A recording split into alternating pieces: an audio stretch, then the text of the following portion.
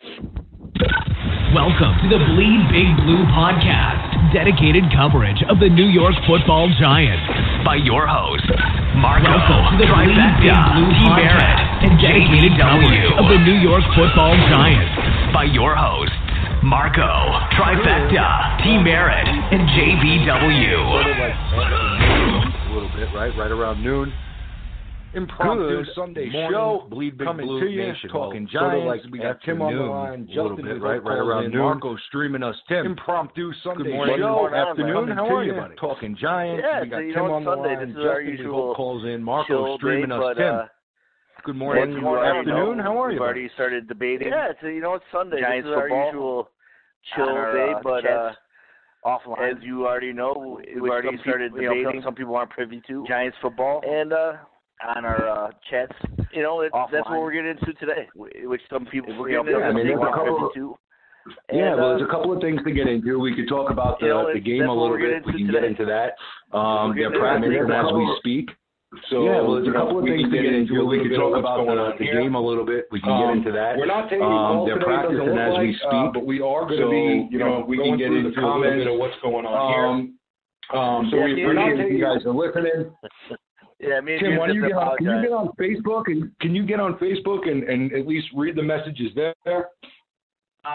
Yeah, I mean, there's no comments yet, but I'm on Facebook. All right, I got a couple. So the YouTube parent, I got somebody saying the audio is terrible. That's not good. Just to put it out there, guys, me and James aren't tech people on the show.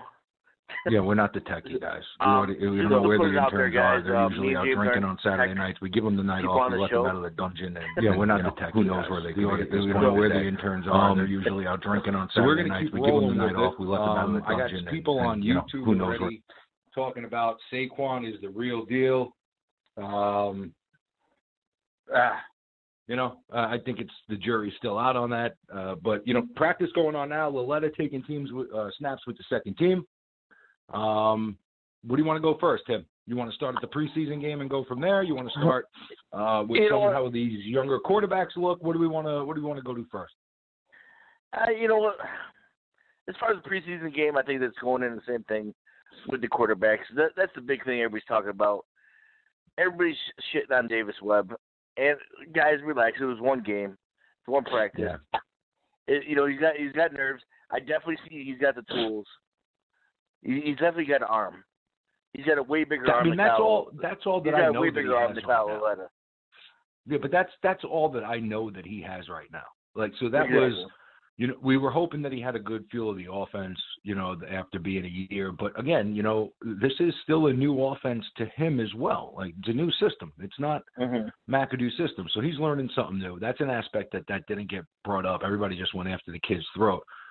He's missed some throws. He was inaccurate on some throws. But, I mean, it's the first preseason game, so you never want to go crazy. Laletta, I liked some of the throws he made. Seems like he has really good anticipation and a good touch on the ball. But we know Webb has the stronger arm. So I don't think it's anything that we didn't know right now. And I'm not going to just praise Kyle Laletta for going 4 of 7 or 6 of 9 or whatever he went for. Like, that's not enough time to get a good evaluation of the kid. And this is why, Giant fans, it was so important to see Davis Webb last year. And this is the reason why, because even in these games, you can get a feel for these guys and you could be high on a guy, but you don't know when the bullets start flying what a guy's going to look like. And if you're comfortable with Kyle Laletta, God forbid something happens to Eli Manning stepping in, you're naive. You're really naive as a Giant fan. Do you like where Laletta could possibly be a couple of years from now? Yeah, you hope and cross your fingers. Do you like where Webb could be a couple of years from now? Yeah, you hope you cross your fingers. But, Tim, we don't know what these guys are going to be right now, even if they kill the rest of preseason, both of them. There's no guarantee that they're going to be able to step in for Eli if the bullets are really flying. 100% agree with you. But from what I can see, and this is literally, like one half versus one half of snaps for each one of the guys, give or take. From what I can see from Laletta, seems like he plays better in the games than he does in practice. Because Davis Webb's been tearing up the practices where Laletta has not. Yeah, and just so the Giant fans know where we stand on this isn't just a critique of the Giant quarterbacks. Like, did Sam Darnold look good? Yeah. Did Josh Rosen look good? Yeah. Did Lamar Jackson look good? Yeah. But they were playing against second and third teamers, guys. So while you like the fact of how they use their God-given ability and, you saw flashes and the guys made plays, the jury's not out on them either. Oh, and absolutely. And the other thing you guys they got to realize is they are playing with second and third string wide receivers. We don't know did Davis Webb miss the throw because the receiver ran a wrong route or just didn't run the route properly or whatever. Or we don't know if Kyle Lauletta connected with a pass because he's going against a fourth string defensive back that will never make the team anyway. Well, that's the problem with preseason, right? And we get fired up because it's the jerseys and we get to see football again. But, you don't get to see the good players very often and in preseason, nor should you. I mean, there's one game where they really play into the third quarter, and even that is scattered with substitutions and people arresting. It's never your full team. So, the goal is they got out of the game healthy, and that's the main thing. 100%. But as opposed to coordinating, giving these guys, accolades already and all that, like, let's just pause with everything because, again, preseason. I mean, did it bother you that Eli Manning was played the whole first quarter? Like, if anybody does not need snaps, I think it would be Eli. Did it bother me what that I was looking at some of the Eli comments. played pretty much the whole first quarter. Yeah. Like it bothered me that Barkley played. Period. Like if when you see, and I got into it with Justin a little bit on our chat line the other night because I put out there that Darius Guys, Jewess, we call him on this show, looked like he hurt his knee. And Justin called him, he's soft. And I'm like, did you see the run? Because if you saw the run that he got hurt on, he's not soft. He broke like 3 tackles. He threw a guy out of the way, and then it took 3 guys to drag him down, and the poor kid rips his ACL. Like, that's the stuff in preseason that makes you sick. And I didn't even think Barkley should be in the game.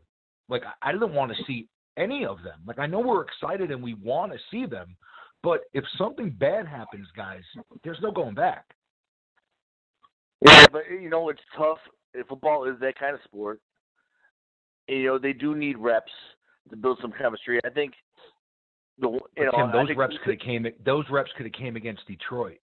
Yeah, I like agree. Those reps. Like he can get 5 or 6 carries again. He could take last week off. Now, thank God nothing happened to him, right? Yeah. But he could have took. I mean, what did we really learn from those 4 or 5 carries last week? I mean, what did we really learn? He's a big play running back. Yeah, okay, we knew that. Yep. There were some things I saw that other Giant fans aren't commenting on that I have some critiques over with Barkley on the other couple of runs. No, and I'm with you on those critiques as far as one. On the positive side, I can see his patience, but on the other side, I see that he likes to bounce out. Well, you saw that he could make something from nothing, which is amazing, right? I mean, the first run where he makes 2 jump cuts in the hole and then turns it up and then gets to the outside, phenomenal. Like it was closed up at first. He improvised a little bit. He showed some patience. He waited. He exploded. Great. We knew he could do that. And the smart thing he did at the end of the run, he just ran out of bounds. Get out of bounds. Especially in preseason. 100%. Great call. But the thing that concerned me is there were 2 runs where it seemed like he could have, with the initial hole, if he was to hit it immediately, it's not going to break for a 50, 60-yard run, but you're going to get yourself 3.5, 4 yards. There was another run, that same thing, where he bumped it outside and he could have turned it up and probably have gotten 2 to 3, maybe 4 yards. Instead, he tried to go outside a little bit and ended up with maybe 1.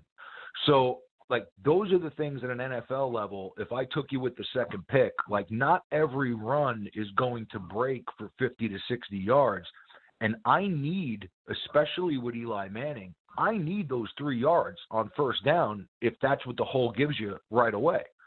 And there's a time and a place to try to make a play and bust a run and things like that. You don't want to take his ability to improvise away from him. But there are certain times that you just want to see, get me the 3 yards on first down and then get me another 3 to 4 yards, because now I'm in 3rd and 2, where if you try to bounce those outside, maybe you get 1 yard, 2 yards, and now it's 3rd and 7. So those are the things that I want to see him do, where just take sometimes what that defense gives you, turn it up in there, get what you can, 3 yards in a cloud of dust, and just put the offense in a better position for 2nd and 3rd down. But, honestly, that's what I think the offense is actually looking to do. The offensive line, and maybe it's just me, but it almost seemed like in the McAdoo era, when we ran the ball, I almost feel like we were on a draw every time. It did not look like the offensive line would be attacking. And just in that preseason game, if they were going to the right, it looked like the whole offensive line was attacking people to the right. And like they were down the field, trying to make plays and staying with blocks. Hence, Saquon could break a 39-yarder. Where in years past, it just seemed like offensive line was just sitting there waiting for people to do. It'd be like his own blocking scheme, and then the running back find the hole wherever it is. That's the nice part. I think we're attacking more. And the emphasis on running, I think, is really going to be big, especially not only with Saquon, but with the other running backs. I think we have a good competition going on with all the other running backs. Well, you know what kills me is it looks like there's not going to be room for a couple of the. You figure Gallman would stick, but I liked a couple of the other kids. I know you said you liked. Is it Simons? Jalen Simmons and Robert Martin. Simmons? They both. I like Martin, and I think we mentioned Martin Wednesday night before we hit the bricks as somebody that we wanted to see. I liked what I saw from him. I don't like the fact that Stewart is going to claw, and Stewart, I saw today where Giant fans are clamoring for them to cut Stewart. It's not happening. Like it's not happening. He's going to make the team. And it's going to cost one of these younger guys probably a spot on the roster. And I don't really know how I feel about that. I don't think Jonathan Stewart is very good at playing football anymore. And I think they have him on this roster as a role model, as somebody that they think is just having a veteran back is good. And Tim, I'm not enamored with the running back position where I got to pay this guy $3 million this season to pretty much do nothing. Like, can we use a swing tackle? Can we use a corner? Can we use some things that may help us out on this roster? Yeah. There's no cap room, and we're paying Jonathan Stewart $3.5 million. Well, and I understand where you're coming from with that, but locker room influence does go a long way, especially with the amount of youth that we have in this locker room. Because other than Eli, who's not a vocal leader anyway. Yeah, Alicia just wrote on YouTube, Jonathan Stewart should not be on the roster. He wasn't good in the game. He hasn't been good since 2014. You know what? It's one of those young guys is going to end up being on the practice squad. But let's put it this way: if it continues what it did this past preseason game, and those guys are out running Jonathan Stewart, I can't see a way that Jonathan Stewart makes the team. Because the fact is, I think he's on. I think he's a lock. Well, the problem is you need special teams.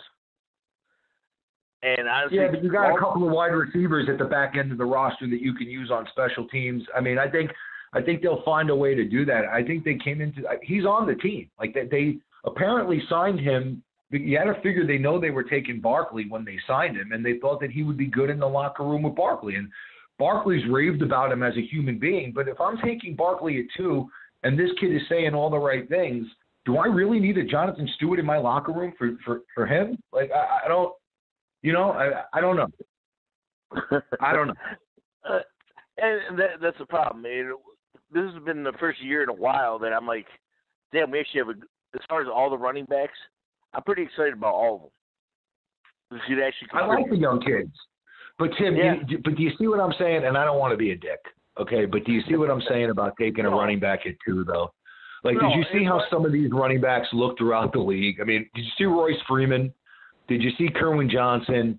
I mean, there are some guys that were taken a lot later that are going to be just as productive because it's a running back. And I agree with you. And I as far as I was with you the whole time going up to draft, and I'm not gonna lie, I was disappointed that Saquon went to. Not necessarily that we got Saquon. It was more. No. What did we say?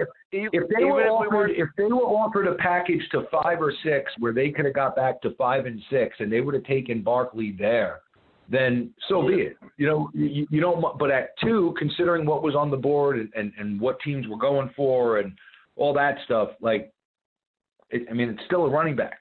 So I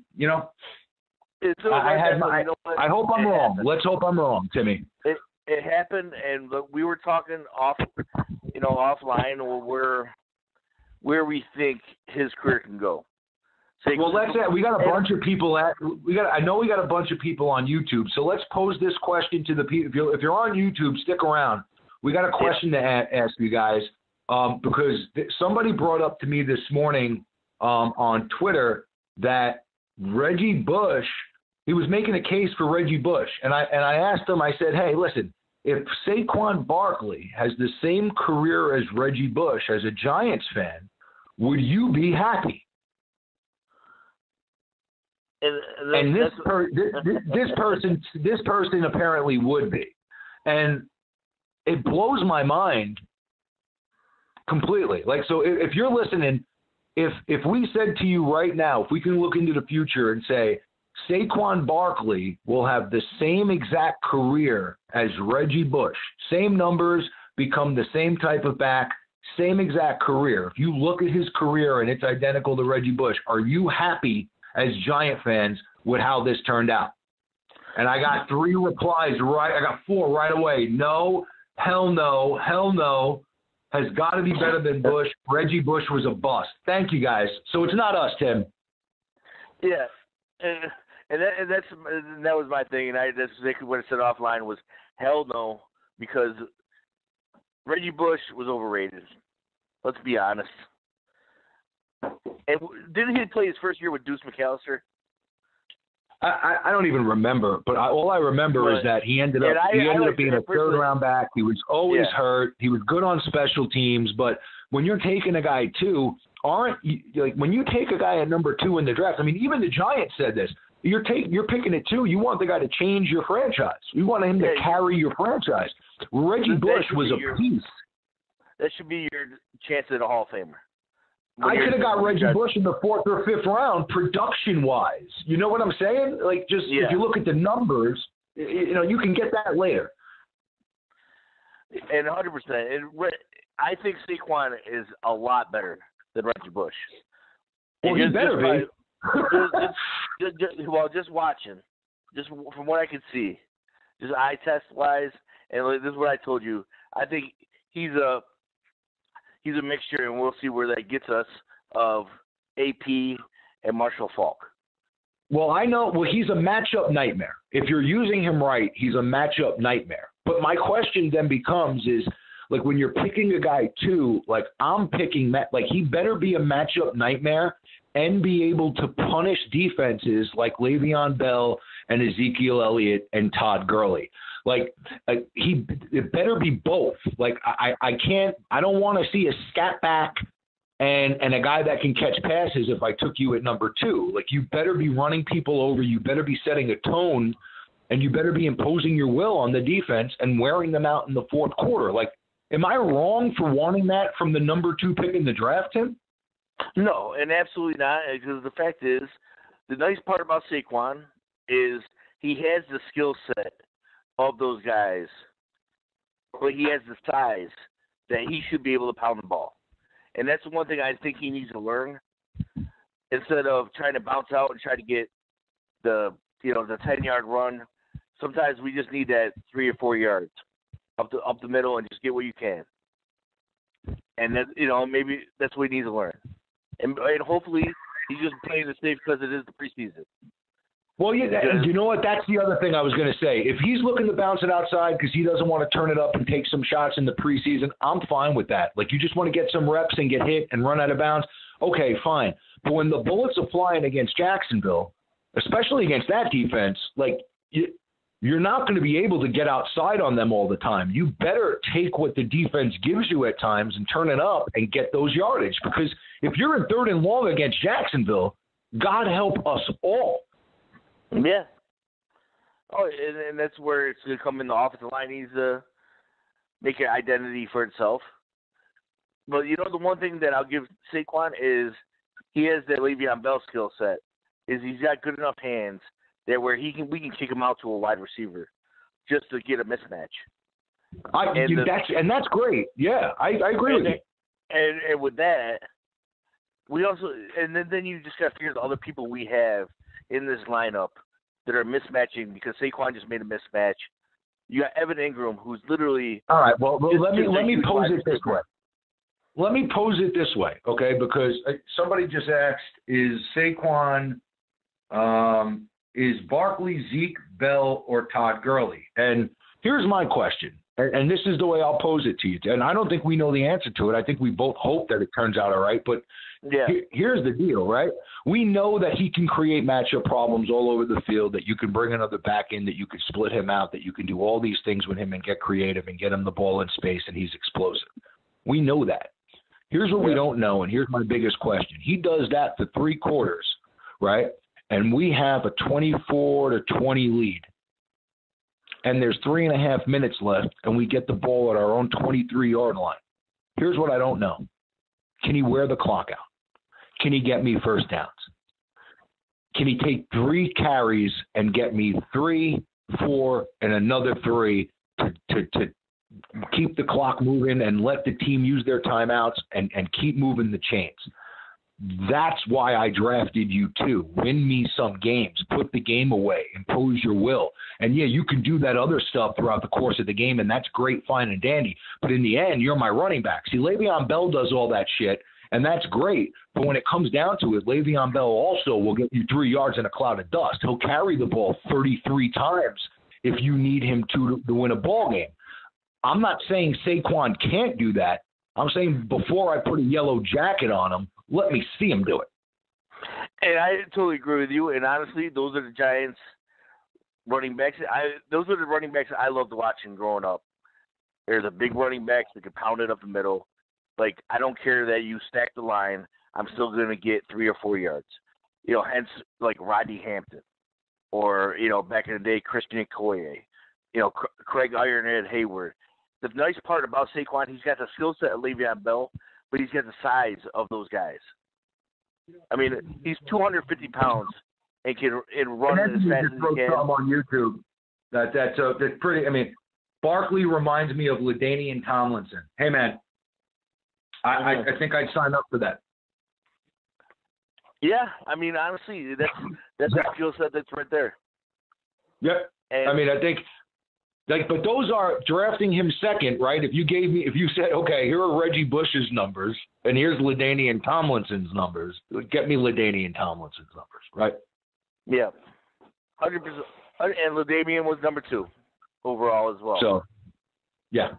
So there's a perfect comparison. I didn't realize that LaDainian. I didn't remember he was taking it too. So tip of the cap to you, Tim, for throwing that nugget out there. But there's your perfect example of when you draft a running back at 2, what you want. Yeah, because Damian went out the same year as Vic. It was Vic then LaDainian. And then and it was a trade, and Drew Brees went first in the second round. But secondary scared me Thursday, made Mayfield look like a real QB. Well, 2 things there. Get used to it. Mayfield is a real QB.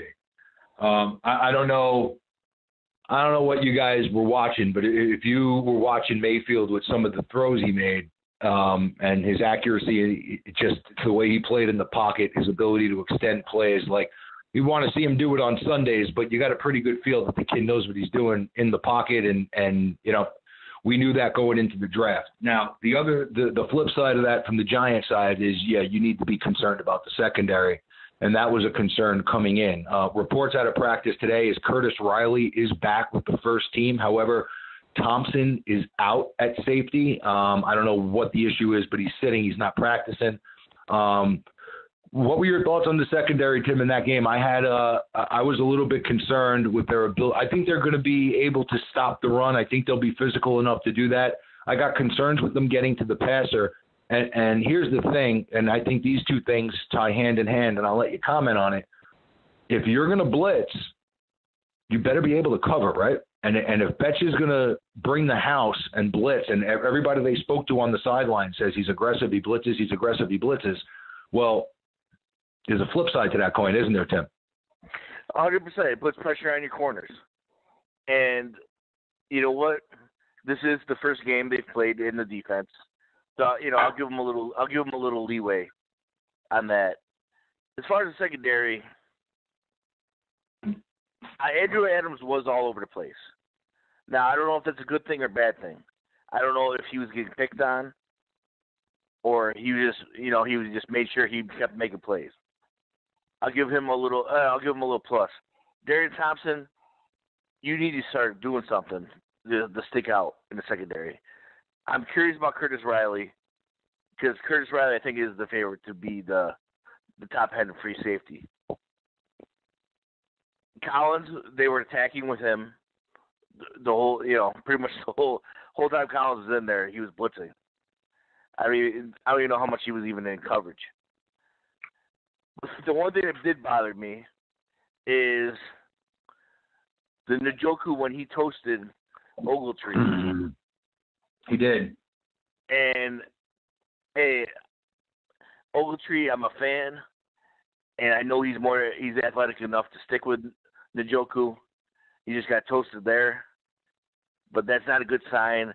And for whatever reason, it is Giants' tradition to get toasted by tight ends. I don't know why we can't cover tight ends. It's something with that uniform. Once you put on the big blue uniform, tight ends become impossible coverage people. But we're getting there. We're getting there. The secondaries Grant Haley looked all right for me. Looked all right to me. I mean, I'm also trying to gauge him against secondary talent, but I think Grant Haley, the undrafted free agent from Penn State, he's got some skills. B.W. Webb played all right. Leonard Johnson, even though he did get toasted on the Callaway play, but it was also he was trying to make a play. And he missed it by like inches. What a throw! Good throw. Yeah, I mean it was a good throw. Baker made two of those type of throws. He made one throw to convert a third down where he stepped up in the pocket and there was nothing there. And I forget who the receiver was, but it was coming across the middle. They showed it from in back of the camera angle from in back of the offense, and he stepped up. The guy was literally covered. It was good coverage by the Giants. He was coming across the middle, and Baker just literally threw him open. And then he did the same on that other play. So, he put the ball right where it needed to be. There was no other place he could have put that ball, and the receiver made a play. And you're right. He made an attempt to try to make a play, just missed it. And once you do that on a quick slant, if you're in the wrong defense, bye-bye. And that's what concerns me about blitzing, Tim. That's what concerns me about blitzing. You know what? I'll take the risk. I understand where you're coming from. No, you have to take the risk. You have to get to – if you can't get to the quarterback with 3 or 4 guys, you have to take the risk, because if you let guys stand back there in today's NFL – they'll tear you up. You'll get toasted. You're going to get destroyed. I don't care who's back there. You can't do it. There's going to be a holding penalty. Guys can't cover for 6-7 seconds.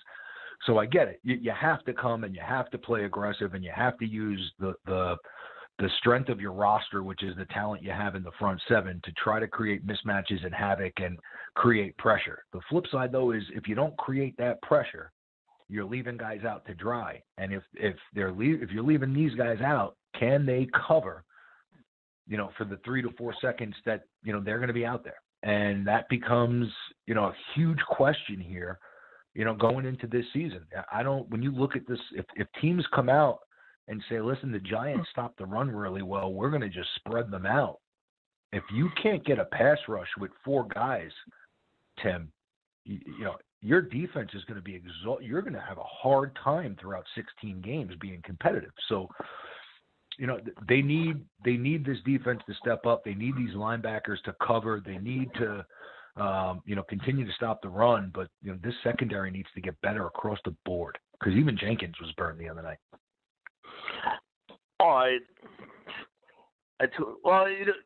Jenkins got one play that was over him. I'll give him that. Yeah, but still, that one play could make the friggin' difference. You're very, very true. And I don't know if I like how much they're blitzing Landon Collins. I don't know how much I like that. Get used to that. Well, yeah, what did we say? What did we say in the beginning? If they went to a nickel pack, if teams are trying to spread them out, right? Yeah. If you have some depth in your secondary, and you have, and this is why it was so important, where we're hoping that Andrews and Thompson and Riley, where it's not just one guy, where it's maybe 2 or 3 guys step up and are deserving of playing time, because then you can use Landon Collins, much like Deion Thompson was used, much like the Honey Badger was used, and bring these guys maybe down to the line of scrimmage a little bit. Maybe use them as a linebacker in a nickel package, use Collins so that you have a better ability to cover, or you have more of an ability to use him and his instincts to get behind the line of scrimmage and make a play. If you're getting good production from the guys in the secondary, I'm fine with that. If you're moving Collins up out of desperation, that's a problem. And to send him all the time, I don't think that's a recipe for success. I don't either. I mean, but again, it's preseason, and they're going to go vanilla. They're going to go vanilla. So it is what it is. I just want to see more with the risk. I have no problem that you're going to give up a touchdown here and there because you risked. I have no problem with that. If on the other side of the coin, we're grabbing turnovers as well. That's one thing this team was not doing at all last year. Turnovers were not happening. No, well, you would hope that the aggressive scheme and more hats getting to the ball are going to create more turnovers. I think that's the overall of what they're trying to do, is to create havoc behind the line of scrimmage, create pressure on the quarterback so that they make bad decisions and maybe make some questionable throws that you could take advantage of. Because I think that they need to do a couple of things this year to be successful. And one of the most important things that'll help them to make up for, and all these things tie in together, right, Tim? Like if your secondary's bad and you don't have a lead, then you can't run the ball and have balance. If you're not running the ball and creating balance, then your defense is going to be on the field all the fucking time. So exactly. This is why we say it's important to have a complete roster as opposed to just a couple of pieces. You need to have depth on your roster and be able to do different things, because each game is completely different, and you need to adapt to be able to win games in different ways throughout the course of the 4-month season. So if you can't do a lot of different things well, if you're falling back on just 1 or 2 things that your team does well, you're going to struggle. I agree with that. The one thing that made me, especially going with the way we attack free agency this year, I was literally keeping a big eye on the special teams, because it looked like Gentleman was literally being like, hey, let's do what we can. This special team is going to be good regardless. And the next thing we did, what did we see? We saw a fumble. Quinn. Well, I'm just Quinn is back, right? Isn't Quinn back? It was a Kerry Wynn popping it out, Zach Diassi jumping on it. Those are the kind of things I want to see.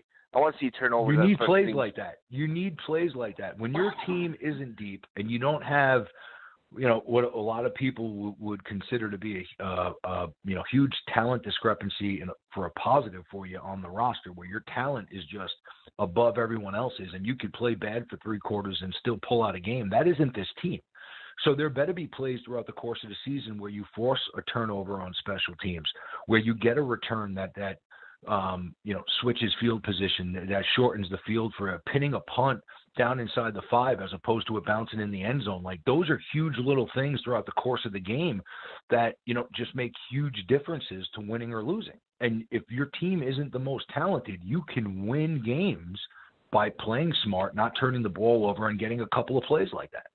And it becomes contagious to where you build up some confidence where even if you don't have the most talented team, you build up some confidence and you get used to playing your type of way, and then those things just start happening for you.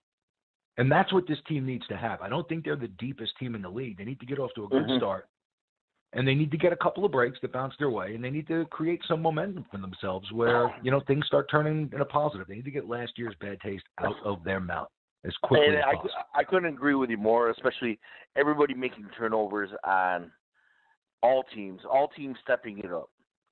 Where, let's say it's a 7-7 game in a play, where we create a fumble on special teams, or there's a return, or, so we pin somebody down at the 1.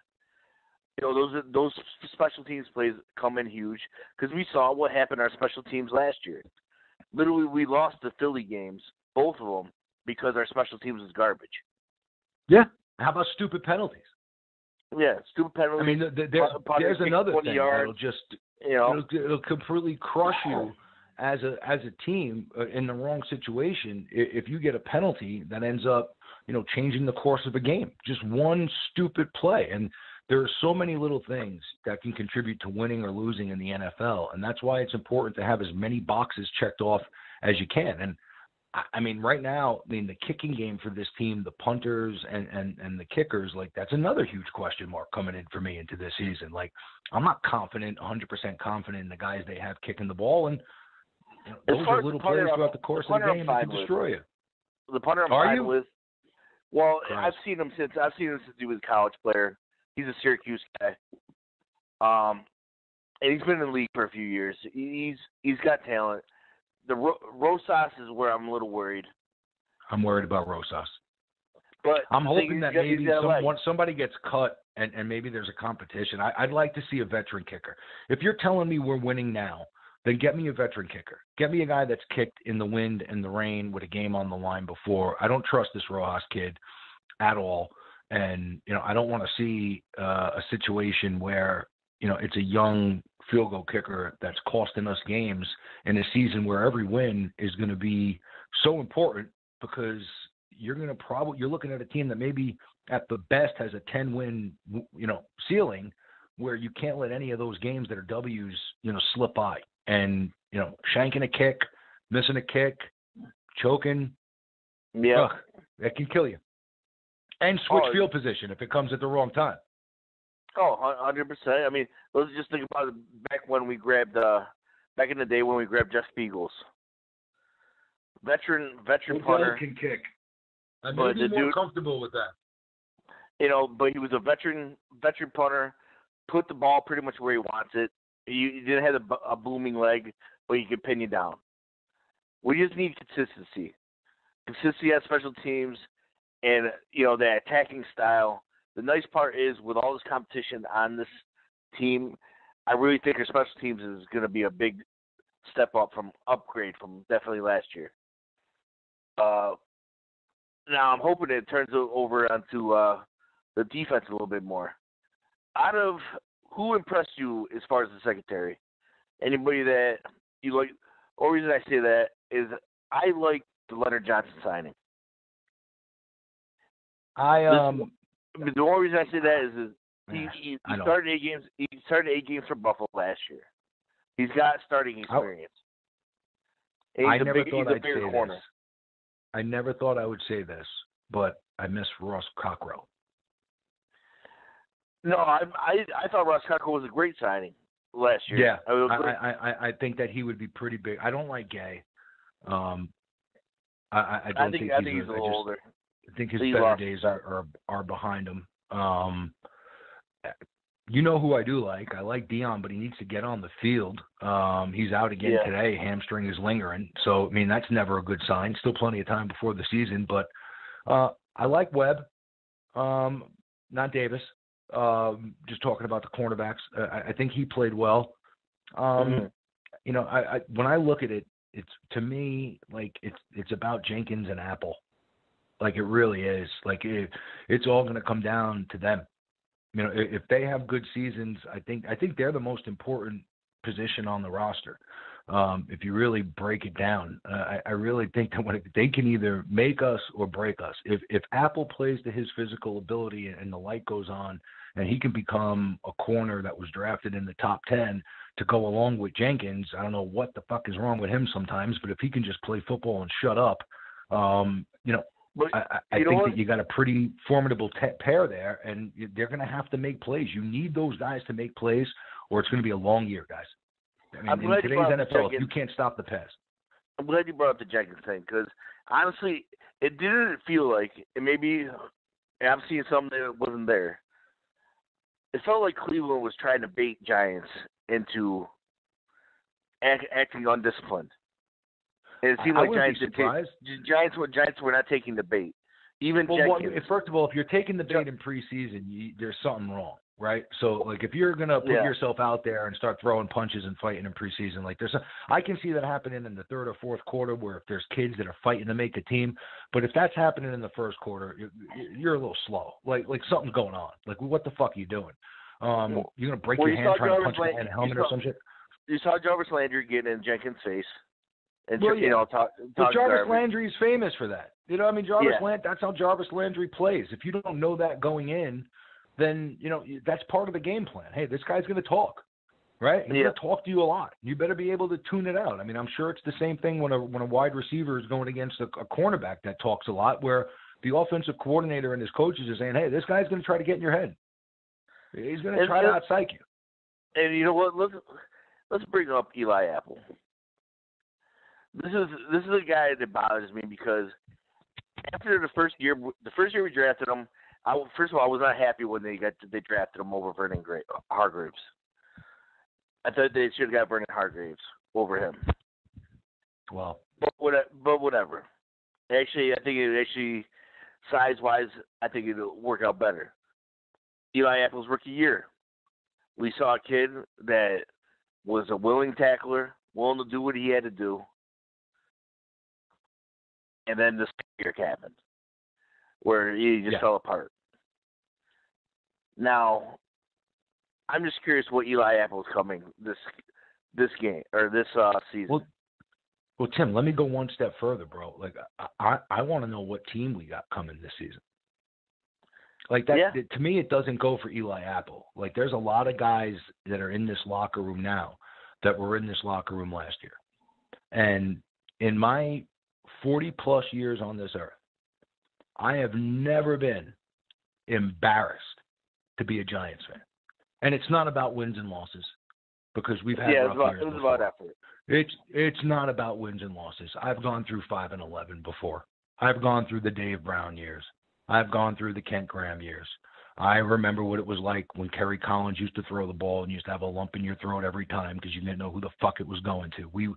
Some of us have been there. Okay, and we don't want to go back there again. But last year I've never been embarrassed to wear my jersey, no matter what the record was. Last year was embarrassing. The fans were embarrassing. The franchise was embarrassing. The play was embarrassing. The whole fucking thing. It was the whole lot was embarrassing. And not only does this team need to come back, the fan base needs to come back. The ownership needs to come back because there is right now a delusional section of fans here that they are just OBJ fans and Barkley fans, and they forget that when you sit here and you talk about these things and you critique and you try to actually have a common sense observation based off of the fact that you've been following football for 40-plus years, you get called negative and you're not a Giant fan and all that shit. Like, the fan base has gotten soft. Like and the team last year was soft as a fucking pillow. I mean, it was disgusting. And this whole thing needs to turn back around. And this year is hopefully redemption year. Like, I don't want to walk around and be like, hey man, I'm a Giants fan. Oh no! Yeah, we got guys quitting. Yeah. Didn't your secondary quit? Oh yeah. That's us. That's us. Yeah. Didn't your secondary get suspended last week?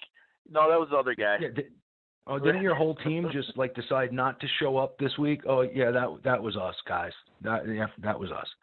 So I think that the whole team needs to look in the mirror and hopefully that they want to get that taste out of their mouth. Hopefully they still have it a little bit.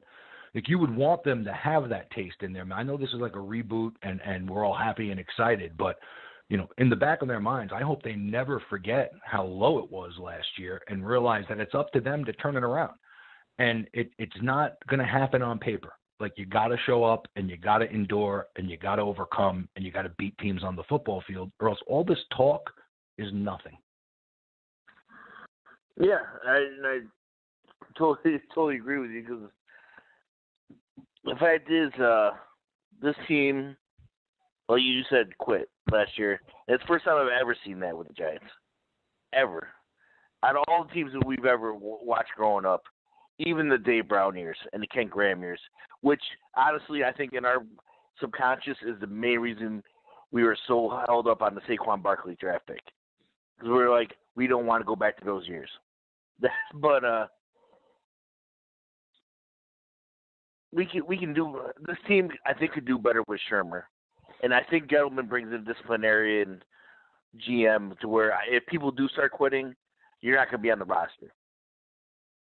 Well, I would hope not.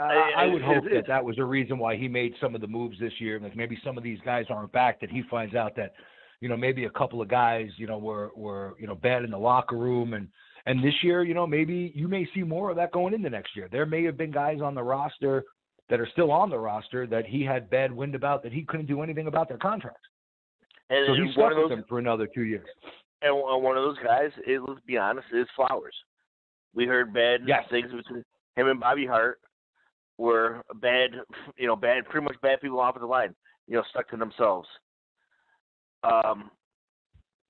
We'll see where Flowers obviously can be influenced. Hopefully he's getting influenced in a positive way. I like what I'm hearing from Nate Solder. Eric Flowers is the Pat Leonard of Giant players. It's like Eric Flowers can do nothing right. Like I watched the game twice. Yep. The preseason game. I watched the game twice, and despite everything, there were a couple of plays that he wants back, but I didn't sit here and go, "Oh my God!" And that's part of the reason why I posted. Did you see what I posted today? Because I want Giant fans to just put a little, in perspective, and everything ties in together, and everybody is just bashing the offensive line because of the way Eli plays. When you realize that Eli had, what's the number, Tim? Hold on, I'll pull it up. Oh, one of the cleanest pies. See, that's a stat that I don't necessarily agree with, but I know you're. Well, it's the truth though, because they go back and they look at all this stuff. What's a clean pocket? Eli Manning had the third most throwing attempts with a clean pocket last season, 571 among 36 eligible QBs.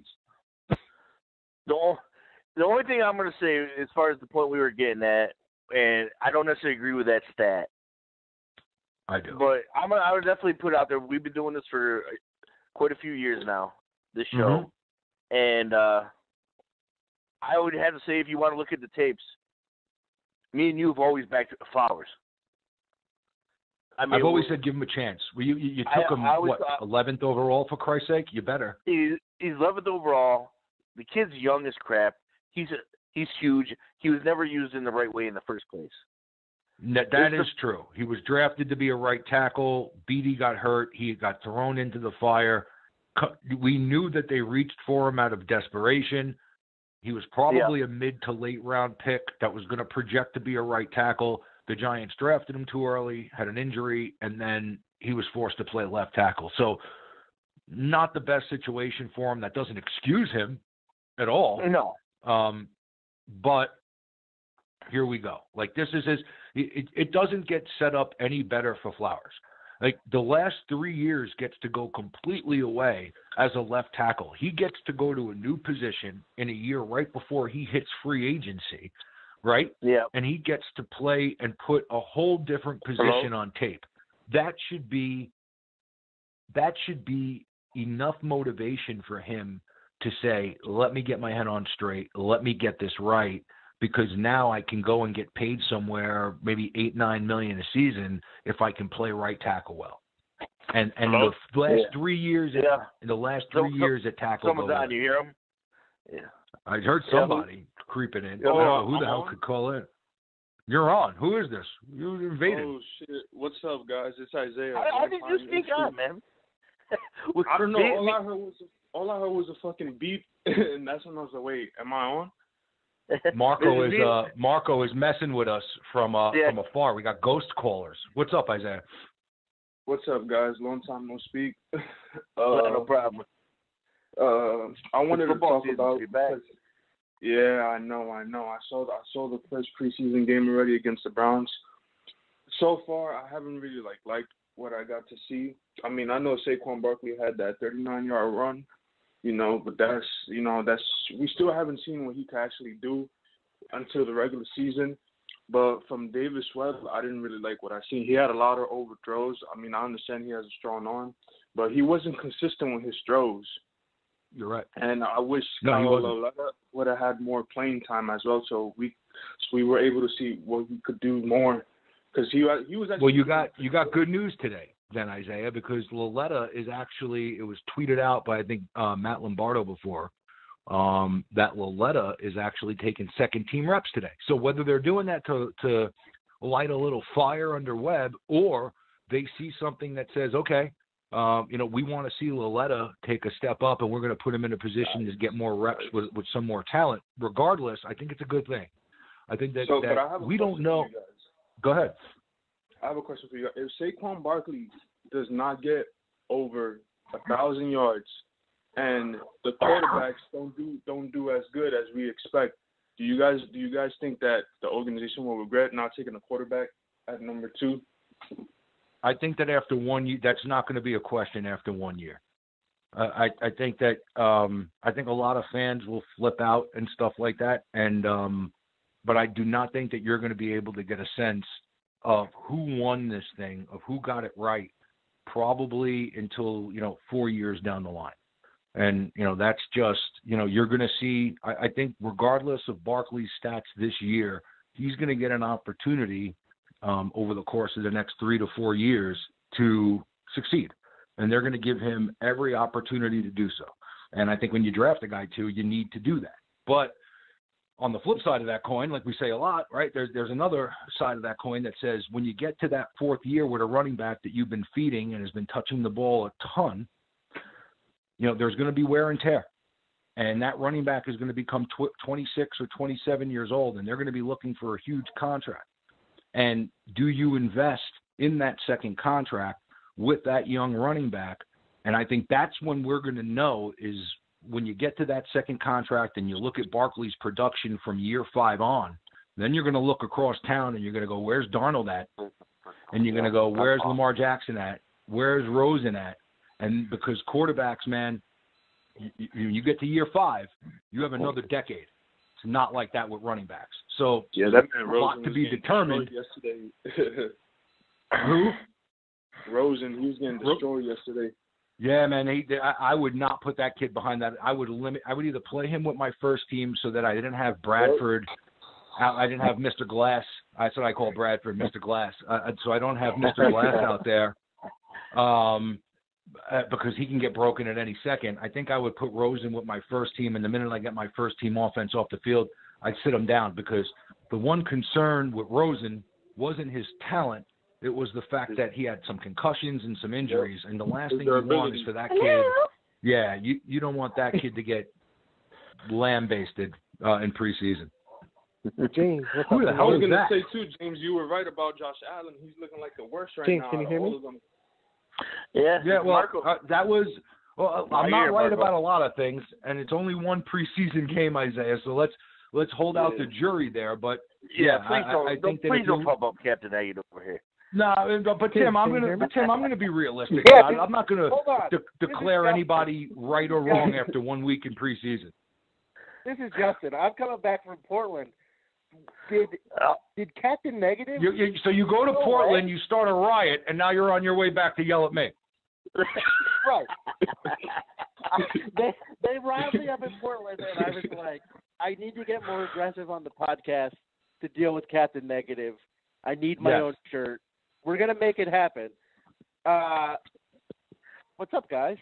Justin, up, buddy? you know who you need to be. And me and James have talked about. He needs an arch nemesis. Hey guys, can you hear me? Justin, you need to be Dr. Delusional. Dr. Delusional. Dr. Delusional. Hello. We have a youthful caller. I see that. I heard that. Hey guys, I'm Ty. I love the podcast. That's Marco with a voice decoder or some shit. You know that, right? Yeah, absolutely. It threw it off once he said, "I love the podcast." I was like, "Oh, we know." Yeah, somebody exactly. You could just hear his voice coming through it. Absolutely. Go ahead, what do you Justin. want to talk about?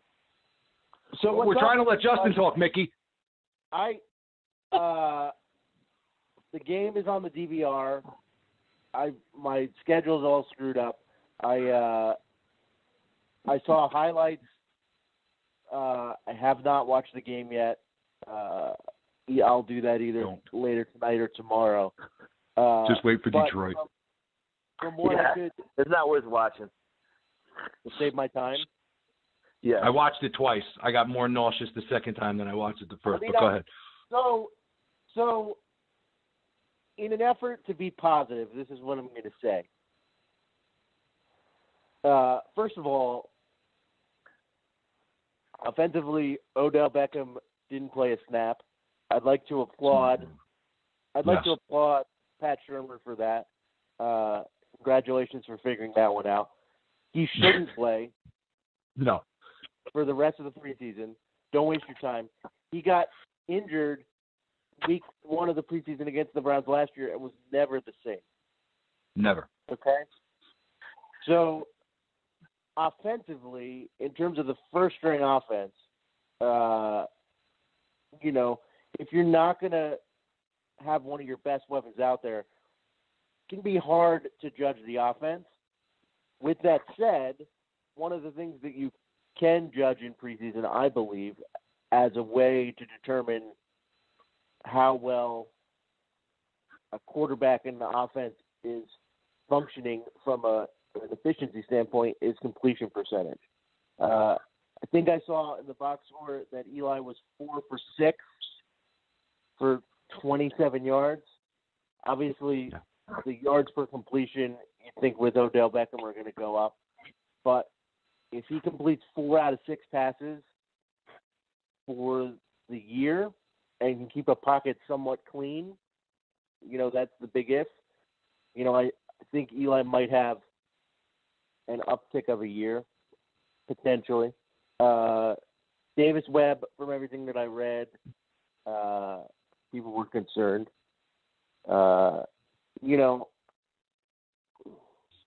That's hard because he hasn't played, for a year and a half or 2 years, right?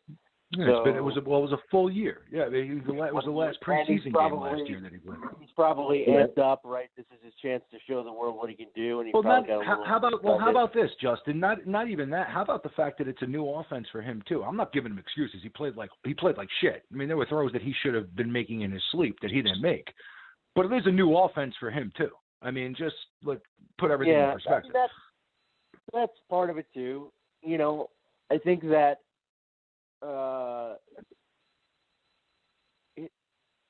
from the box score, it's difficult to tell, without actually putting my eyes on it, which I will do. But from the box score, the other thing that was concerning for me was that the run defense was able to do what they needed to do and play aggressively, limit effectiveness within the run game.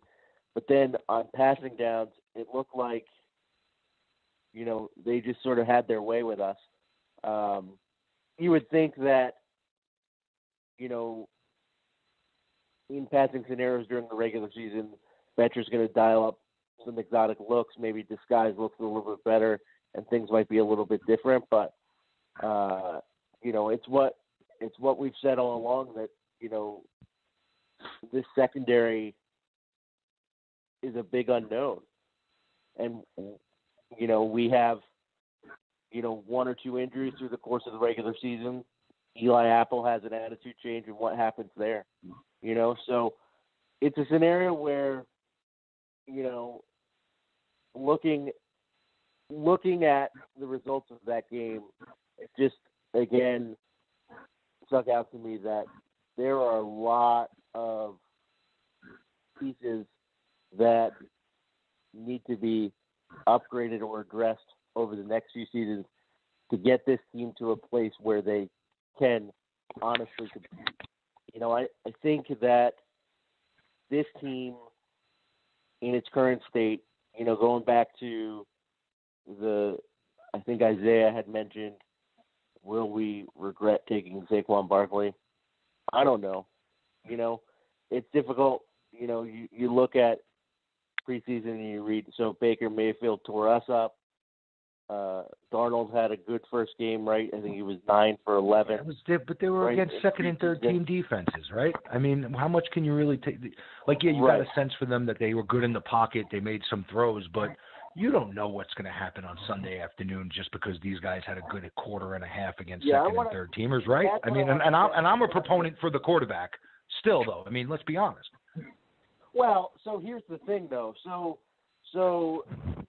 you take a look at that, right? And I'm not going to sit here.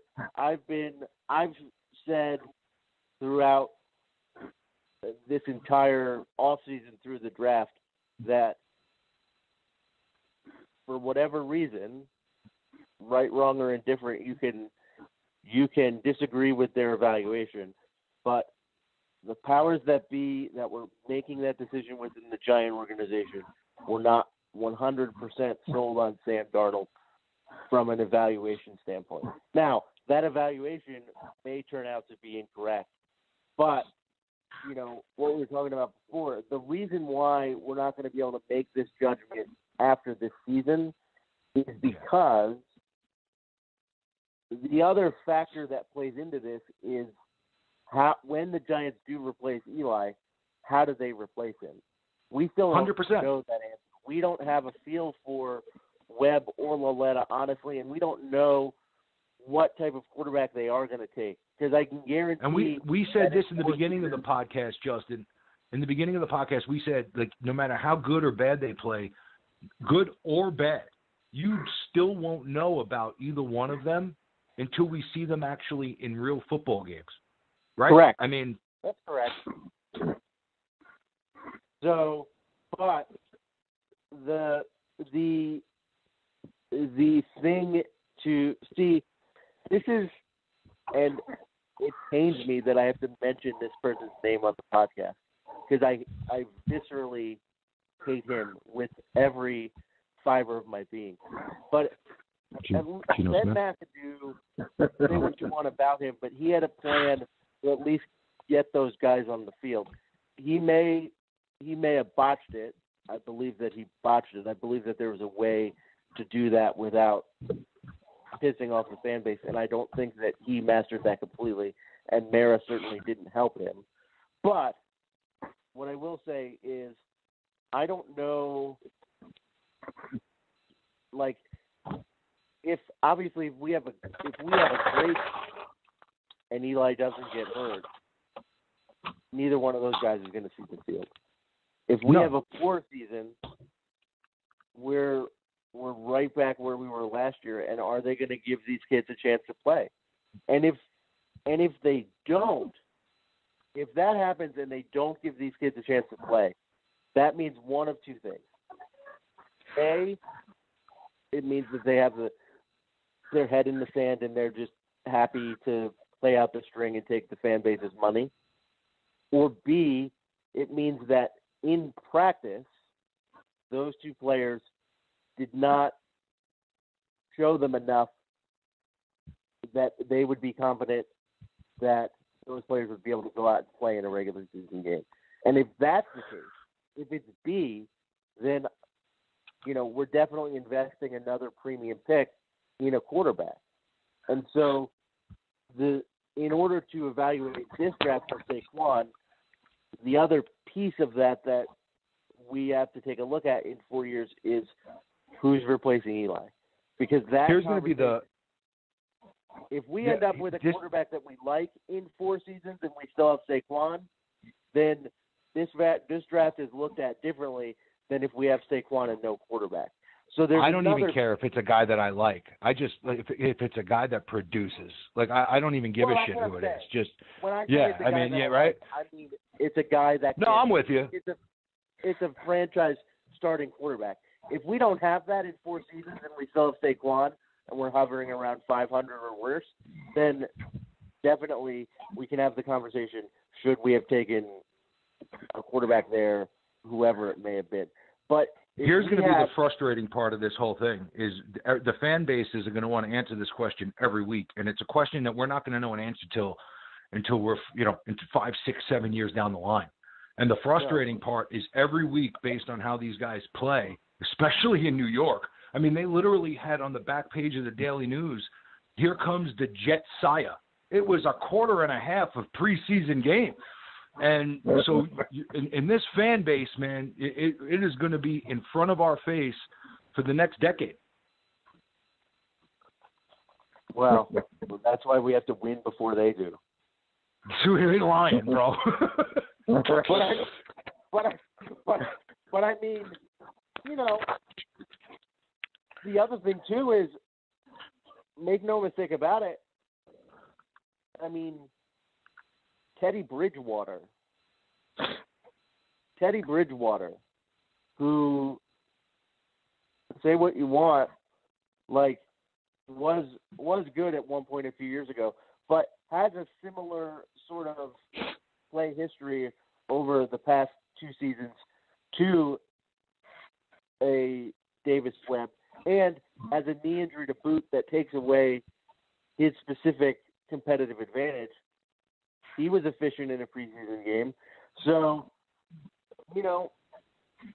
maybe the Jets are figuring some things out. God, I hope not. But it's not like Darnold was the only one that was impressive in the Jets quarterback room last night. No, and he was the third quarterback in. So he's playing against third teamers. I mean, it's not like when you watch him, you get a sense for, all right, he had pressure, he stepped up in the pocket, he made a nice throw.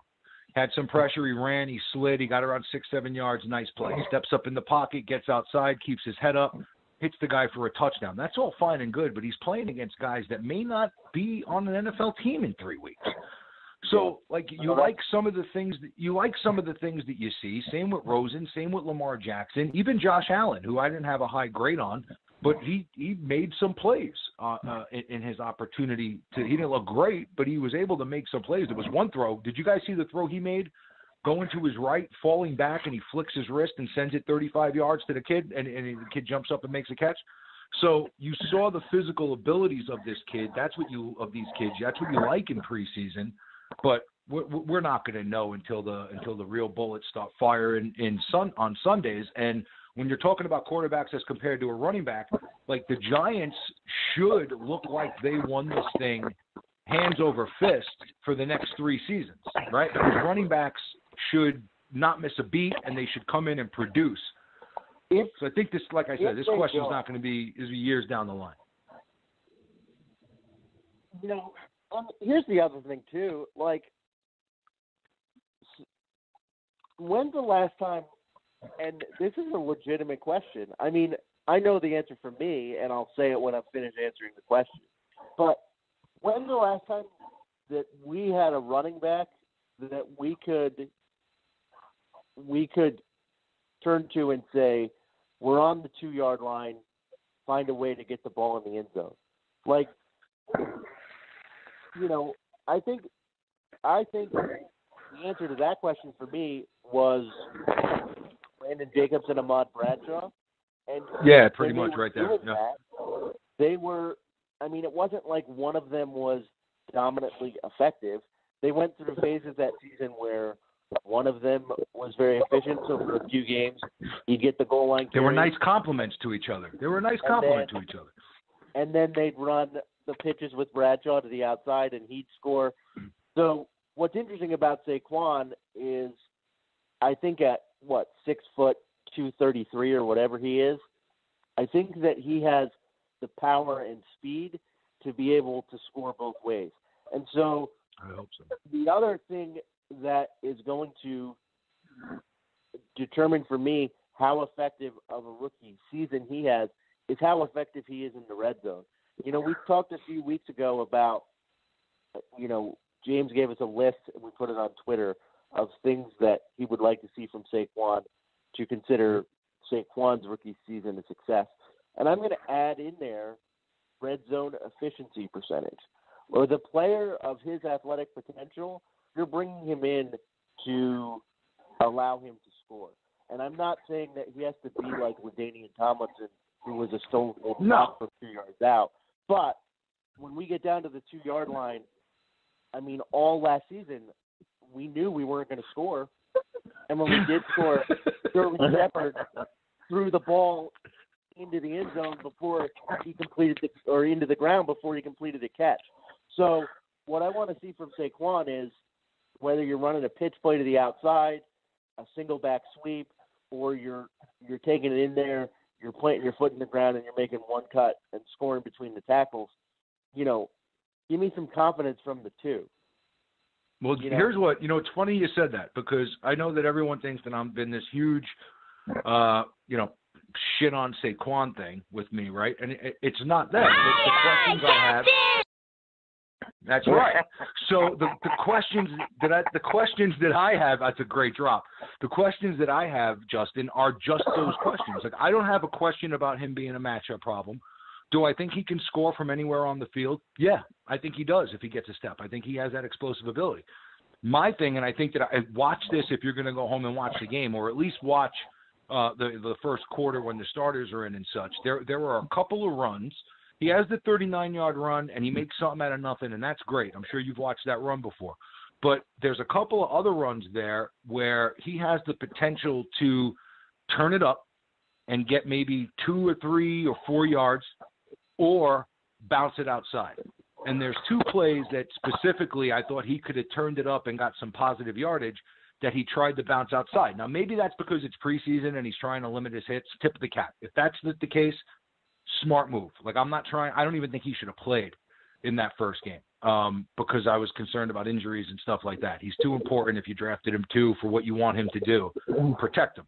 But, again, can he be that back? Can he be the back with 3 minutes left, up 3 points that you're handing it to and saying, get me 4 yards in a cloud of dust and move the chains? Can he be the guy that you hand it to at the 3 and just say, get me in the end zone? Those are the questions I have for him, and I think that jury's still out till we see it on Sundays. So let's think about this. So they drafted Saquon Barkley, right? And so if we look at last season, right? We came out, we got our doors blown off against Dallas. We lost week 2, right? We went into Philly. We had a chance to win that Philadelphia game week 3. Mm-hmm. The rookie kicker kicks a 63-year-old field goal, rips our heart out, right? But after a 15-yard penalty, right? We don't really have, at least we haven't we didn't even really have it during the Super Bowl years, really. But when's the last time you saw the Giants run like a 4-minute offense, right? When they're protecting a lead at the end of the game to run a clock out, right? If we turn that Philly game around on its axis, right, and say we win that game, say Wayne Gallman becomes household name, is able to make some plays in there and run the ball, get some first downs. Eli's able to make some West Coast style short completions, to get first downs. If we somehow win in Philly and we're 1-2, then we go into Tampa. We almost won that Tampa game as it is, but I think if you're 1-2 and you go into Tampa, you're going with a little bit of a different mindset. And if you're 2-2, yeah, they were heartbroken going into Tampa. They were heartbroken going into Tampa after losing that game in Philly. You're right. So if you're 2-2, if you win that Tampa game that you had a chance to win anyway, if you're 2-2, if you go into that Chargers game, maybe you're not quite as desperate at 0-4, and 3 of your wide receivers don't get injured. Now, maybe those are freak injuries and they happen anyway, you know. And I'm going to say something that Giants fans are going to hate, but hear it, digest it, and listen to it. Odell Beckham got hurt last season because Eli Manning was throwing the ball high. Well, that brings us down to what we talked about some of the things that were most important earlier in the podcast about some of the things that may make or break this season. And, one of my things was the cornerbacks. But when it all boils down to it, in this league the way it is today, Justin, you're 100% right. The way the league, and this is why it goes back to some of us were so passionate about getting your hands on one of these young quarterbacks. Because in this league today, if you have a quarterback that can elevate your team and put a team on his shoulders, it makes up for a lot of deficiencies that you have on your roster that the salary cap creates. And is Eli that guy? One of my biggest critiques of Eli Manning all time, and before you come at me, listen, right? Like Justin said, listen, he's the greatest quarterback this franchise has ever seen. No one is debating that. He has 2 Super Bowl rings. No one is debating that. To me, if you look at all of his numbers, he's a first ballot Hall of Famer. I'm not debating you on that. Okay, but what I am saying is that when you put this talent around him, I don't want to hear about the offensive line anymore. Like, I don't want to hear about the defensive deficiencies. Like, if we're paying you $22 million and it takes 29, 30 points to win a game in the NFL today, go get me those 29 or 30 points. You're Eli Manning. And he needs to be more accurate with the football. He needs to be more consistent throwing the ball. Let me tell you something. I rewatched the game. And in the first drive, I threw my remote because there was a throw. And if you go back and watch it, Justin, watch the out to not Shepard. Who's number 15? Is it Shepard? Ross, what's his name? Hunter Sharp. Was it Hunter Sharp? Okay, so he throws an out. He throws an out to Sharp, and if I'm getting the name wrong, because again I'm not sure, but it was definitely number 15. Hunter Sharp. There's maybe a 10. What happened? Well, I know that, but they switch numbers so much in the preseason, and right. That I have no clue when I look at the numbers. And all I remember, I was watching it fast forwarding play to play. He delayed the drive because he dropped it. No, this ball was caught, I think, and I think there was a penalty on the play because the guy led with his head, and they're trying to make that call. But it was an out to the sideline, and Eli throws the ball, and the ball is behind the receiver, not out towards the sideline. So the receiver has to turn his body as he's running to the sideline, turn his body towards the ball, open his body up to the field. He makes the catch, and he gets destroyed going out of bounds. He almost got hurt. He was slow getting up, okay? And then ended up getting a penalty for it, which was good, but the ball was horribly thrown. And you can't do that. You can't leave your receivers out like that. He has to be better. No one is talking about the last 14 years. Tip of the cap, Eli, we love you. This year, he has to be better. He has to step up. One of the biggest critiques I've said of him is if you put a team around him like 2007 and 2011 and you get him in the dance, he's clutch and he'll make plays if that team is around him. He's not good enough to carry the team on his back and get you there. And I think this year, when you look at the depth on this roster and you're paying him $22 million, get us there. It's on you. Here's the thing about Eli. And again, I'll echo James' sentiments. I love Eli. Okay? Eli is my favorite Giant that I've ever had the joy of watching play. But you're still allowed to critique him based on watching him now, right? Like, let's get it straight for the Giants. We can judge. We can recognize what he's done for his career and still critique him based in the present, right? That's not that's not a sin. Right. Here's where I am with it, and I was thinking about this last night actually. Do you remember it was the second Super Bowl run, the NFC Championship game. That it was that tough mutter of a game in San Francisco. I think Eli, game went into overtime. I think Eli threw the ball 60-some-odd times. He got hit like 30. He took some shots. I remember one shot. He got hit in the face up the middle, and his helmet and his chin guard were sideways. He was looking out of his ear hole, right? Mm-hmm. But Eli Manning, a few times in that game, stepped up in the pocket and made some throws. There was specifically a touchdown to Manningham in the second half on a little inside. That was like a 3rd and 15 play, wasn't it? Yeah, I mean, he hit him for like 17 yards for a touchdown. He got walloped on that play, deep man. in, and he hit Manningham perfectly in stride. What a throw that was. Yep. I was thinking about that throw, and I was thinking about the Manningham throw in the Super Bowl to start the game-winning drive. And I don't know if the current version of Eli Manning can make those throws. Well, it's funny that you say that, dude, because I heard there was somebody, I forget where I heard it because I've been watching so much of this shit lately, but somebody made a critique or said, you know, you tip of the cap for everything he's done in the past, but does your mind and your body get to a place where at 37, 38 years old, and I can't answer this because I've never been an NFL quarterback. I haven't endured what he's endured throughout his career to never miss a game. But does it become a point about where he's protecting his body now, and that's why you see him going to the ground and throwing the ball in the ground and sometimes getting rid of the ball so quick? Is it maybe less of a where maybe when he was younger it was like, I'll step up and I'll take this shot, to where now he's a little older and he's saying to himself, you know, I got to preserve myself and be productive, where maybe it was more of that gunslinger mentality early. And he's got kids. Like, no, I agree with you. I'm not hating on him. It's not right.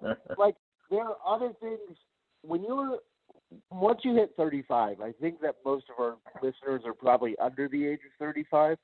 But once you hit 35, your mindset changes. And completely. It's not that it happens overnight.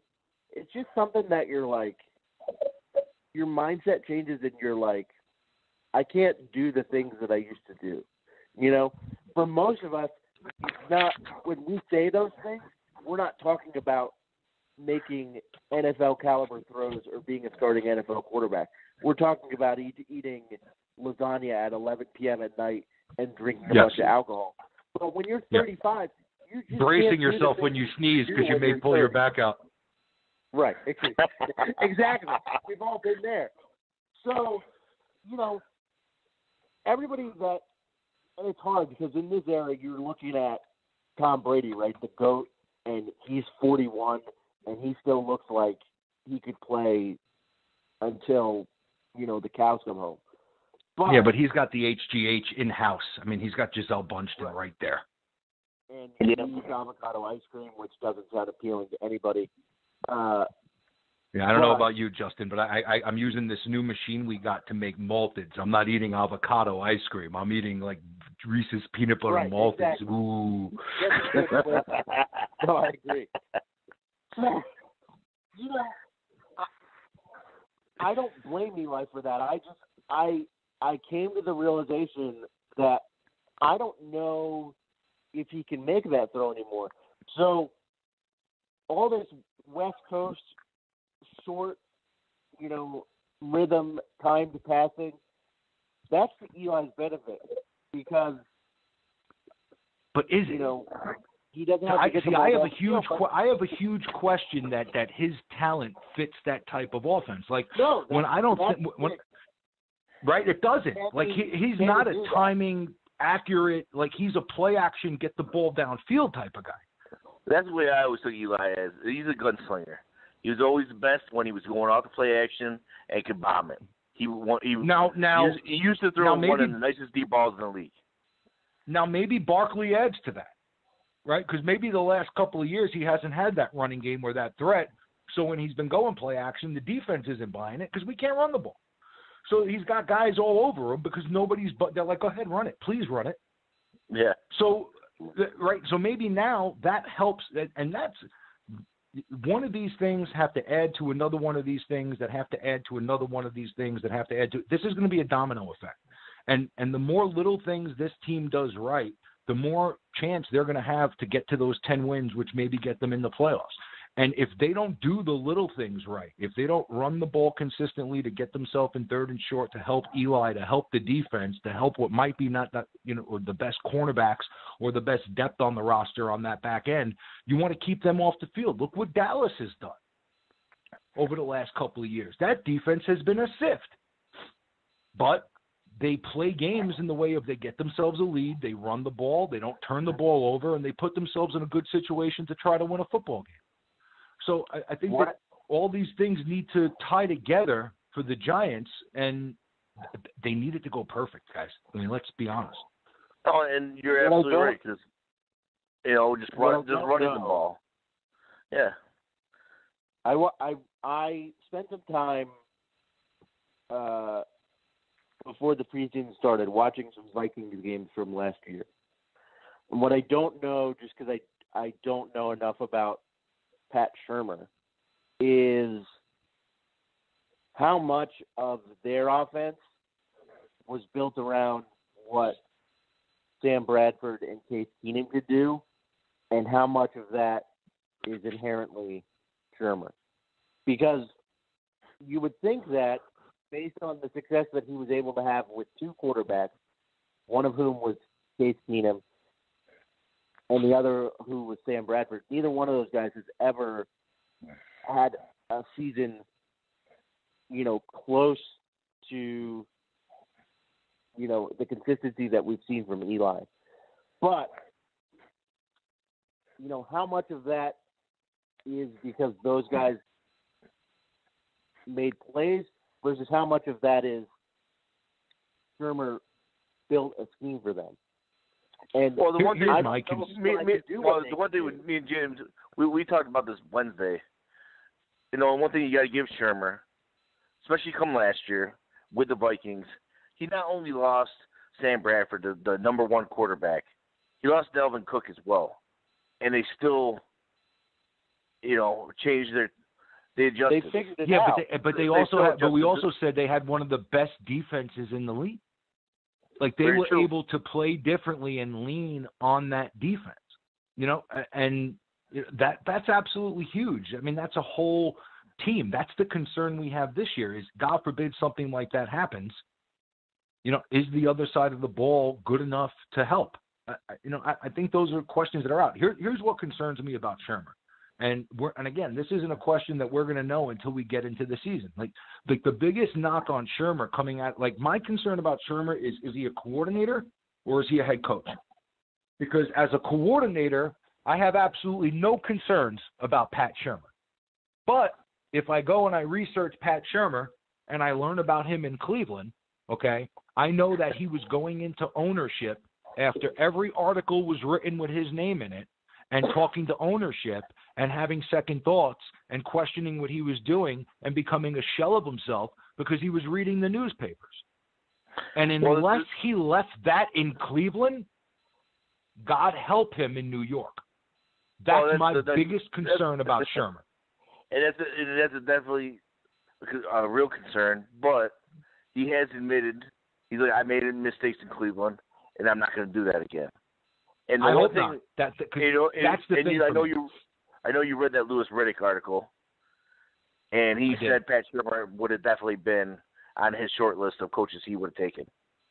No, and I think Shurmur. I don't have a problem with Shurmur getting another chance. I'm not one of these guys that think just because some of these young coaches or first-time coaches go to one place and it doesn't work out. Look at Bill Belichick. He went to Cleveland. It didn't work out. He got his second chance. It worked out. So I don't know that this won't be successful for Shurmur, but I know that if you're comparing the media markets of New York and Cleveland, and the guy was a head case in Cleveland over some of the articles, putting him in the New York media, if you don't get off to a good start, there's going to be questions, and they're going to be tough questions, and that media is going to get under his skin, and I want to see how he responds to that. Hopefully he's 3-1, and it's a honeymoon, but if you're coming out of that Jacksonville game and the Dallas game and the Texans games and you're struggling, especially on offense with the pieces that you have, man, it could get nasty in a hurry. Well, that's the other thing, too. I mean, look at the schedule, right, James? That's right, hand in hand. Right? Think about it. I want Giants fans to think about it, okay? Last year we were 3-13. Last year we were 3-13, all right? I would love us to be 3-1 or 4-0. I would absolutely love it. I hope that they figure it out and that, we're able to work it out. But I have reservations about that because I did listen to Shermer's press conference after the preseason game. It had a lot of familiar Giants coaches' buzz lines, but the Giants played the same way. What's the common thread? The common thread is the Giants and Eli Manning. And when we come over to the regular season, the common thread is going to be that shotgun draw, which is an Eli Manning play. It doesn't matter who the offensive coordinator is. The Eli Manning play is when the numbers in the box don't add up, he goes to the shotgun draw, and it hasn't worked since Earth, Wind, and Fire. Justin, you mean the shotgun draw doesn't work on the goal line? Absolutely not. So here's the thing, though. So it does when your running back's touched by the hand of God. Go ahead. We have athletically, we have the most talented running back that we've ever had. Say what you want about where he was picked, but we have, in terms of athletic ability and presence in that way, I mean, Barkley's at the top of the list. The question's going to be, what is Eli going to do with it? How is he going to change the offense? Is Shermer really going to be able to make a difference in the offense the way that he needs to? Because if that doesn't happen, getting back to my original point, if you look at the schedule, we opening up against the Jaguars. They have two of the best corners in the league in Boye and Jalen Ramsey. Okay? And at that point, Odell is going to be playing his first competitive game, in a year. So who knows how effective he's going to be. So unless something that we aren't expecting comes to play, that's going to be a very hard game to win. Dallas, that's going to come down to the fourth quarter, one possession, who can make a play in the clutch. Then we have Houston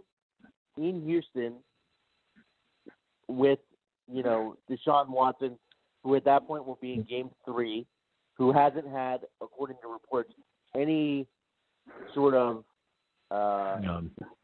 growing pains of any kind to sort of right back into what he was doing. And then we go to New Orleans, who was in the NFC Championship last year. So, if we're 2-2 at the end of those 4 games, I'm thrilled. Eureka. No, well, we talked about this last that week, and that's what I'd sign up for. And preferably, I'll lose opening day and week 3. Give me the 2 NFC games. Give me the game on the road in the division, and give me the home game against the Saints. If I'm picking 2 of those are the 2 I want to win. Get me out of there at 2-2 those first 4 games, and let's go from there. And we also posed the question on Thursday night, what was the most important game of the season that you're looking forward to right now? And a couple of guys said opening day against Jacksonville, because if you win that game, it could, get you off to a good roll. And to me, it was that Saints game. And the reason why it's the Saints game is because I'm looking at it and I'm going, do I think the team's going to be 3-0? I don't. So that leaves 3 different options. You're either going to be 0-3, 1-2, or 2-1. And that Saint game becomes either a catapult to 3-1 or a save your season at 1-3 and 2-2. You better get that game. You better get that game. Yeah. And that Saints game, I know they were in the NFC Championship last game, last year, but they weren't though. They weren't. The miracle in Minnesota knocked them out. They should have been. They weren't. That's all right. They should have been. That's all right. They should have been. They were right there. So they were in the divisional round. So I know they were a playoff team last year, but that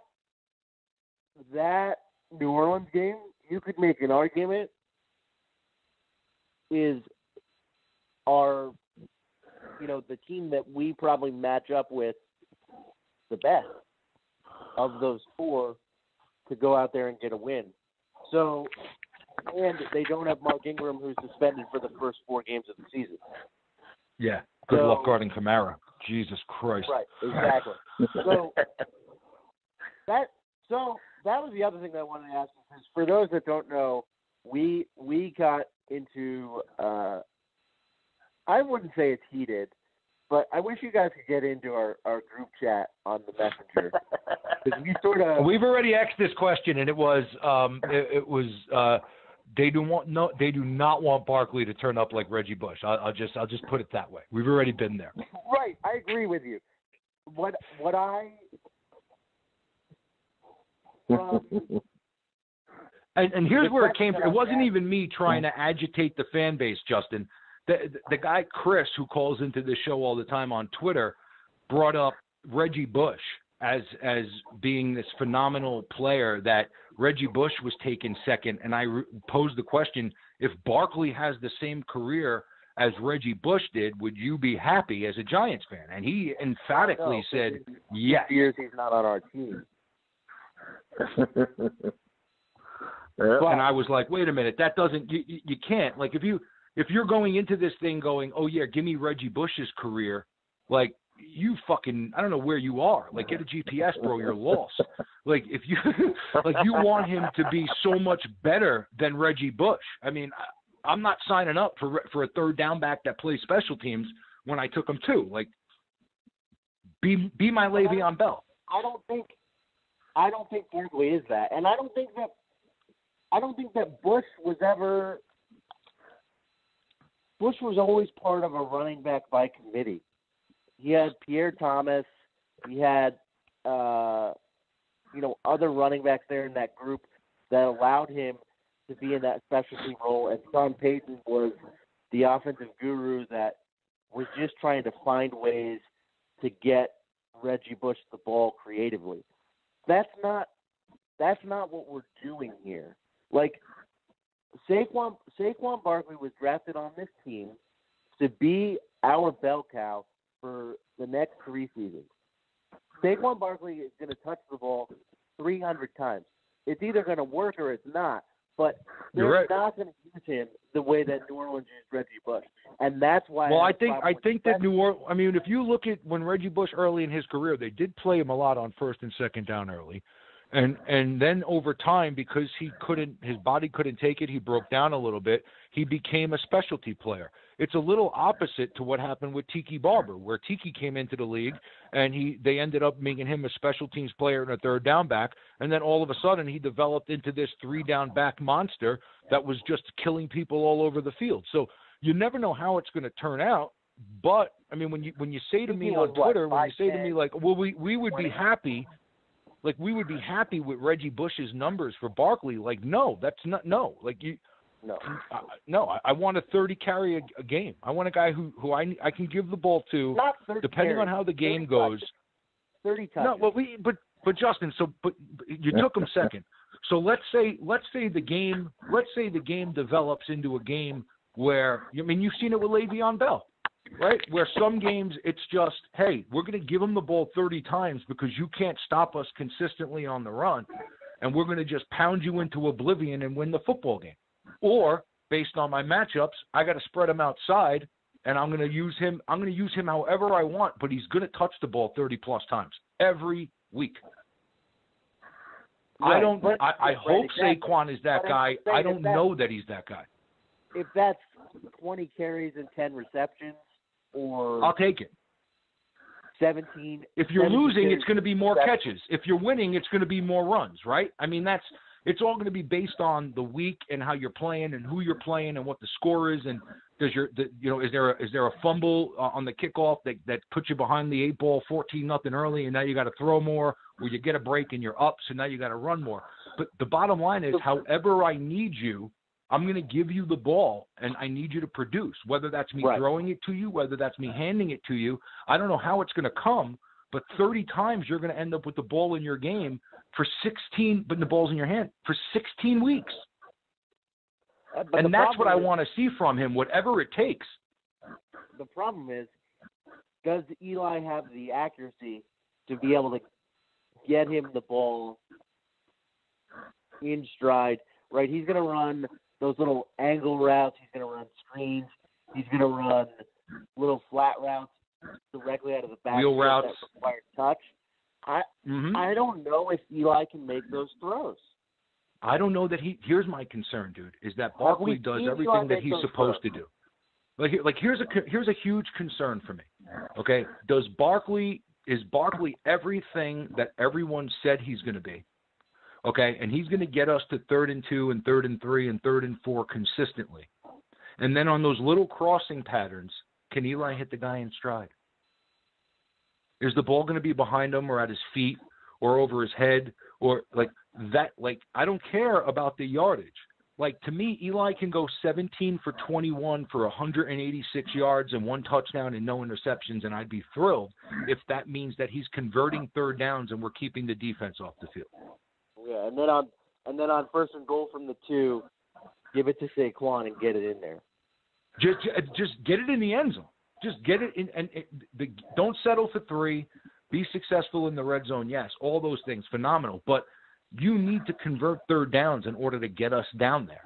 And over the course of the last couple of seasons, even with the clean pockets, his accuracy is a question. And that's why I don't think it's the toys and the line and all this stuff. I don't even blame the offensive line for the last couple of years. Like I want, like, my quarterback needs to make throws. Here's my question about the clean pocket stat. So I was reading that stat. Are they talking about percentage of dropbacks that are clean, or are they talking about total number of dropbacks? That wasn't clarified, Justin. Like, I'm not going to step out on a limb and answer that and lie. From the differentiation there is that Eli, it's not surprising to me that he has the 3rd most clean pocket attempts because he's never outside of the pocket. But the other thing is, how many of those is he getting rid of the ball in 2 seconds that you decipher it's a clean pocket? Exactly. Right? That's my point with the stat. But that speaks to what we just spoke about as well, which is a lot of those 2-second throws, and these to go hand in hand. Maybe one stat speaks to the other. Is a lot of those 2-second throws because he's protecting himself, and he's not willing to stand in there and take the shot that's coming like he did 10 years ago. And I can't. I'm not saying I blame him for that, but it's an honest critique when you watch him play. What is it? You're going to find out this year because there's no excuses. No more. Yeah, first of all, as far as the Eli stuff, I just want to put it out there. As far as me not blaming the offensive line the past couple of years, no, I'm not going to blame the offensive line. I blame the people that put them together, that put a pretty crappy offensive line together. Now, is it the offensive line completely? That same offensive line won 11 games. 2 years. And I think it says how good Eli is. Well, remember that offense also, they won 11 games, but that last 6 games of the year, 7 if you include the Green Bay game, they didn't break 20 points. And that team had Odell. And that's my thing, just like we talked about before. You need to run. You need to be able to run, especially at the end of the year. You can't be a one-trick pony. You can't be a one-trick pony whatsoever in this NFL. Balance. You got to keep people honest, because if Saquon starts running, that not only kills clock, that opens up the wide receivers as well and tight end. And like we hand talked in about hand, before, baby. Everything goes hand in hand. And then defense can rest a little bit longer, which makes them be able to play better when they're not playing nonstop. And if special teams are actually playing better, who knows? We might be getting the ball back anyway. The other thing too, it all works together. Yep, hand in hand. You brought up a fact about the tight ends. I was talking to somebody recently who asked me, we were just sort of observing the Giants' roster moves in a vacuum, and they felt like we had an abundance of tight ends. And they were like, why? Like, the Giants have Ellison, and they have Jarrell Adams, and they have Ingram, and they signed like 3 more tight ends this offseason. And the reason for that is because they were using Evan Ingram to block on a higher percentage of plays last year than they should have. He's not built like Jimmy Graham, but offensively, in the way that you use him, you want to use him like a Jimmy Graham, split out wide in the slot, making plays detached from the line of scrimmage. And so if you're going to do that, you need players that can actually fill the stereotypical tight end position. And so Evan Ingram's another playmaker that the Giants just need to find ways. They need to put all 3 of our playmakers out there. That's Beckham, Ingram, and Barkley. Put them in different spots and even Shepard. Plays in space. I don't think the team. Here's my. I don't think that teams. If you're running the ball and you're going in third and 4 and 3rd and short, and you're running the ball consistently, there's not going to be a team on 3rd and 4, 3rd and 5 that can guard all of our guys. It's just it's not going to happen. Like if you look at Beckham and you look at Shepard and you look at Ingram and you look at Barkley, and you're telling me that there's not a way to get one of those guys open if you make the right read, somebody's going to be one-on-one and somebody's going to win. And it's a matter of the quarterback getting them the ball. I mean, we said it before, right? The question about this team was the depth. Can they cover? But offensively, they have the toys. They have all the trinkets. Like they have the flashy pieces. Okay? So there's no excuse to not picking those things up anymore. Like the third down, you can't be 3 for 13 on 3rd down when you have Beckham, Shepard, Ingram, and Barkley. And that falls on one person's shoulders. Oh, that's not easy, but it's also on Shermer. The fact is, because we have all these trinkets and toys, you can be creative as hell. Just like we talked about, you can go 2 running backs and put Barkley and Gallman out there at the same time. Yeah. Go ahead, and it's 3rd and 4. Guess what? Oh, I'm going to split out Gallman, which is going to throw off everybody. And I'll use Stewart, who looks like he can only block because he can't run anymore. So I'll use Stewart put him next to Eli to pick up the blitz. And now I'll put in my slots. How about this? How about trips one side with Beckham and Barkley in the slot and Shepard on the outside, and then Ingram split out to the other side? Who you guarding? Yeah. Who you guarding? I mean, what do you do? You got 2 cornerbacks. You got 2 slot corners now that have to line. Well, you're going to bring your safety or your linebacker out so you can move one of your corners to the inside to guard Beckham so the other guy can match up against Ingram, and he's all by himself out there. You'll never guard him. You're going to send Barkley across the middle with Beckham running a little out with him coming underneath. You can't guard him. I mean, there are so many formations that they can create mismatches in with those 4 guys that it's disgusting. Like, teams are not going to be able to guard you. The bottom line is, can your quarterback make the right read and put the ball where it needs to keep the drive moving? So here's a question. Just so you know, we got 3 minutes left, guys. And I know we played the wrap-up music, but this is a question. I'm thinking about this in my head. So the Giants go. Let's say I just said they'd be lucky to start 2-2, but let's say they go. Let's say they go 9-7 and miss the playoffs. Yeah. Stats out of it. Like I'm just saying, in a vacuum, 9-7 and they miss the playoffs. Is he getting the quarterback? Obviously, we just missed the playoffs. I think he is. I really do. I think they're going to have to. I think Eli is after what I saw last year. I think Eli has a blank check and will be able to leave on his own terms. I honestly feel that way. I don't agree with it at all, but I honestly feel like they will bend over backwards to make sure that he ends his career as a New York Giant. I think Eli ends his career as a Giant, but it's going to be he's going to finish out his contract. 90 seconds. This year, and he's got next year left. Which is this year and one more. Yeah. He's going to finish out his contract and be done.